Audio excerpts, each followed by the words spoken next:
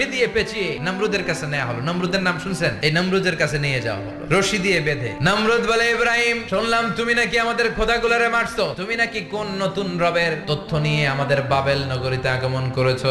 আমি ছাড়া কোন খোদা আছে বলে তো আমি শুনি নাই। কে তোমার খোদা? কি তার পাওয়া? এবার ডায়ালগ মারা শুরু করলেন সাইয়েদনা ইব্রাহিম। আমার রব এমন রব যিনি জীবন দেয় আবার মরণও দেয়। নমরুদ বলে, তাই তোমার আল্লাহ জীবন দেয় মরণ দেয়? এবার নমরুদ ডায়ালগ মারতেছে। নমরুদ জেলখানা থেকে দুইজন ফাঁসির আসামিকে ধরে আনলো। ধরে এনে একটা ধারালো ছুরি নিয়ে প্রথম আসামির পেটের ভিতরে ধা করে ছুরিটা ভরে দিয়েছে। লোকটা ছটফট ছটফট ছটফট করতে করতে দুনিয়া থেকে বিদায়। এবার পেট থেকে ছুরিটা বের করে দ্বিতীয় আসামির পেটের মধ্যে ঢুকাতে যাবে ধা করে। ইন দ্য মিন টাইম ঢুকায় নাই। কয়, ইব্রাহিম এই যে দেখো, তোমার সামনে প্রথম লোকটারে আমি মৃত্যু দিলাম, আর এটার মৃত্যুর পথ থেকে বাঁচাই এটারে আমি জীবন দিলাম। তোমার রব যে যেরকম করে জীবন দেয় আর মৃত্যু দেয়, আমিও জীবন দেই, আমিও মৃত্যু দেই। চিল্লায় পড়েন নাউযুবিল্লাহ। সাইয়েদনা ইব্রাহিম বললেন, আমার আল্লাহ প্রতিদিন সকাল বেলায় পূব আকাশ থেকে জল জলে সূর্যটা উঠায়। তোমার যদি এরকম কোন ক্ষমতা থাকে, তুমি আগামীকাল সকাল থেকে পূর্ব দিক থেকে সূর্য না উঠিয়ে পশ্চিম দিক থেকে সূর্যটা উঠাও। এবার জায়গার মধ্যে ধরা, গরম মেজাজ নিয়ে কয়, হাররিকু এটারে আগুনে জ্বালা।